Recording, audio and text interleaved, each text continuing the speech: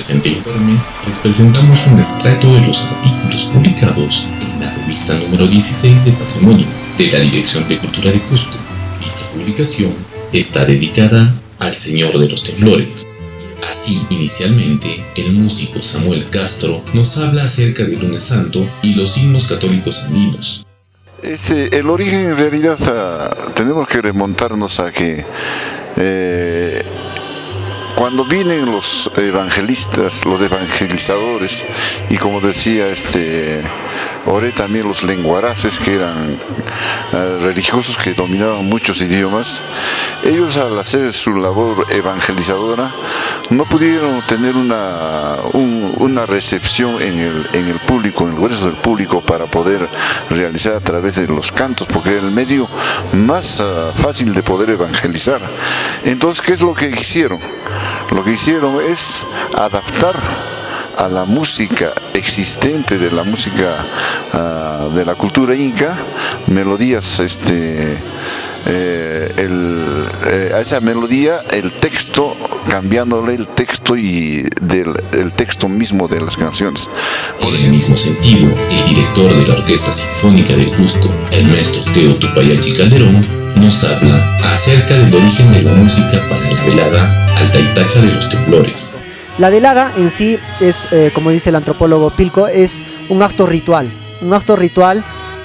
donde se busca esta comunicación del ser humano con lo divino a través de una ofrenda, y la ofrenda consiste en realizar estos cantos. Eso es una velada, ¿no? Una ofrenda, un acto ritual, y normalmente se da a partir del mediodía hasta la hora en que sale el Señor de los Temblores a la procesión. Esto se realiza dentro de la catedral y se realiza por un conjunto de músicos.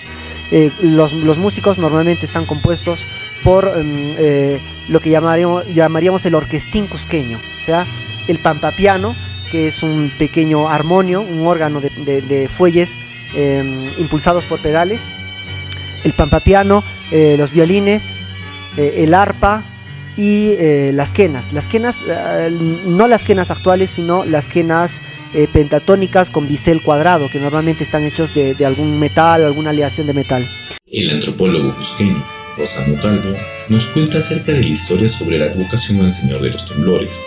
Él nos manifiesta que fue antecedida por otras imágenes mucho antes del terremoto de 1650. En este artículo abordamos tres aspectos, digamos, importantes del desarrollo del culto en torno a esta sagrada efigie del Señor de los Temblores cusqueño. Primero, encontramos de que había vocaciones iniciales que referían una historia de milagros y de un actuar sagrado de esta efigie. Por ejemplo, desde que las narraciones populares cuentan de que fue traído desde España y en su trayecto fue llamado Señor de las Tormentas, luego también conocido con la advocación de Cristo de la Buena Muerte, debido a que ya había un estructuramiento de que este tipo de iconografía ya estaba instalado en el catolicismo en relación a un ejemplo digamos, arquetípico de un sacrificio humano por la humanidad con el Cristo mismo, y que se relacionaba también a los fallecidos. De este modo, en el Cusco se le conocía como Cristo de la Agonía o Cristo de la Buena Muerte, hasta que en el terremoto de 1650, durante este suceso, los cusqueños lo sacan en procesión buscando su amparo de protección, y es conocido como Cristo de los Temblores, ¿no?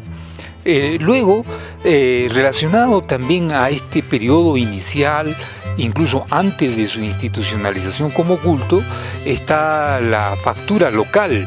La factura local donde demuestra que se hacían cristos, digamos, cusqueños, con arquetipos, digamos, artísticos ya iniciales que todavía falta estudiar, pero al que corresponde la factura del Cristo del Señor de los Temblores, que luego, evidentemente, se ha ido demostrando de que efectivamente está con una factura local, ¿no? Complementando lo anterior, el antropólogo Pavel Ugarte escribe un artículo denominado Pachacamac, el Señor de los Temblores. Él nos manifiesta desde su formación profesional y hace un ensayo donde sostiene que en Cusco no hubo un sincretismo cultural, sino un paralelismo cultural, porque sustenta él, muchas de nuestras expresiones religiosas que han sobrevivido al virreinato y se manifiestan en las expresiones religiosas como el culto al Señor de los Temblores. Mi artículo trata de evocar un poco la escuela antropológica que tenemos acá en el Cusco, la cual plantea de que no hubo necesariamente un sincretismo religioso, como a veces se asevera o se ha aseverado de manera tan común, sino hubo un paralelismo cultural. ¿En qué sentido? Muchas de las expresiones religiosas que han sobrevivido, por ejemplo, al virreinato, tienen los matices andinos por sobre todo, y una expresión religiosa es justamente la del culto al Señor de los Temblores. Cuando nosotros seguimos investigando, encontramos que tras la llegada del obispo Mollinedo y Angulo, este hombre se dio cuenta de que muchas de nuestras festividades andinas coincidían, como por ejemplo con el Corpus Christi. Nuestro Inti Raymi, al encontrarse también ser una fecha que se mueve en base al movimiento astronómico, por ejemplo, tenía bastantes coincidencias también con el calendario católico. Entonces, de manera muy astuta, el obispo Mollinedo y Angulo organiza una reunión con todas las huacas de las 13 parroquias que había hasta ese entonces, que eran momias, ¿no?, específicamente de culto incaico, y las junta junto a otras imágenes católicas que él había ido conformando, no había mandado a hacer. Hace un ritual de corte andino católico, porque hizo venir a todos los sacerdotes andinos también, participaron todas las parroquias, y de acuerdo a la descripción entre incensarios, cánticos y demás expresiones culturales nuestras muy andinas también, es que hicieron la transfiguración de espíritus y pasaron, por ejemplo, ¿no?, que es lo que dicen, el cuerpo de Pachacamac, ¿no?, que era el más suntuoso, la huaca más suntuosa, se la pasaron el espíritu a el Señor de los Temblores. Eso es importante porque corrobora incluso de que la deidad ya tenía su espacio en el lugar sacro, que sigue siendo la Catedral del Cusco, ojo, que se encontraba en el lugar central, político, administrativo y religioso del Tahuantinsuyo, como sigue siendo la Plaza Mayor del Cusco. Una de las actividades en Semana Santa que más nos convoca a los cusqueños es la procesión del Lunes Santo. En ella, nuestro patrón jurado hace gala de su imagen que inspira nuestra fe, pero para ello es necesario resaltar la noble labor de los especialistas de la Dirección de Cultura, quienes desde el 2014 se encargan de la conservación del Taitacha de los Temblores. En un momento dado, recuerdo el 2014, en la procesión del Lunes Santo hubo una precipitación pluvial que prácticamente humectó la imagen del Señor de los Temblores, después de casi 10 años de intervención restaurativa que tuvo en este centro de restauración. Después de la lluvia, ¿no?, entró la imagen al templo de Santa Teresa y se pudo observar de que los miembros de la hermandad, con, diremos así, paños de tela, de pronto inadecuados, porque estos al parecer eran sintéticos, ¿no?, empezaron y quisieron secar las humedades, el agua que estaba encima de la imagen, y obviamente friccionándolas, ¿no? Esto causa un deterioro ya desde inicio, ¿no? Dentro de este marco también está, diremos así, la impregnación de néctares de ñuqchu. El ñuqchu, ustedes saben que es el elemento fundamental de esta imagen, de esta procesión, por distintos factores. En esa oportunidad, los trabajos de conservación preventiva que se realizaron fueron pues efectivamente las de retirar, ¿no?, todos estos néctares, tanto los cristalizados como los recientes. Por otro lado, también se han encontrado algunos pequeños insectos, ¿no?, unas pequeñas larvas que también fueron retiradas de la imagen.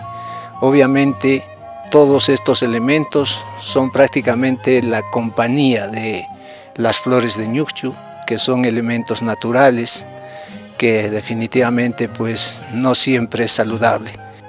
Finalmente, el reconocido investigador cusqueño, Donato Amado González nos cuenta acerca de la presencia histórica del Señor de los Temblores y la conformación de cofradías en la sociedad cusqueña.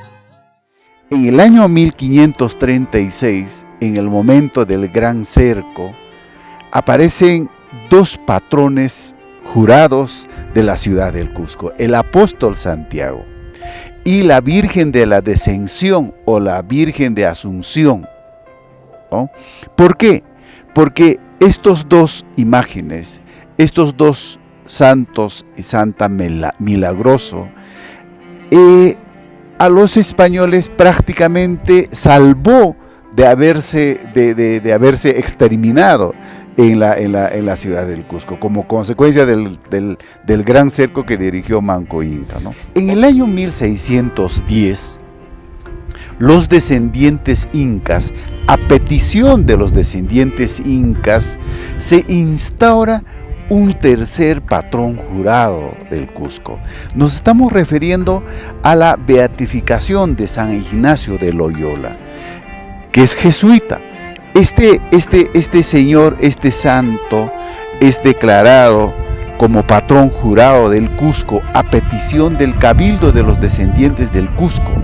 La Virgen de Descensión parece que desaparece en la memoria colectiva. No desaparece, aparece en las grandes fiestas en la ciudad del Cusco.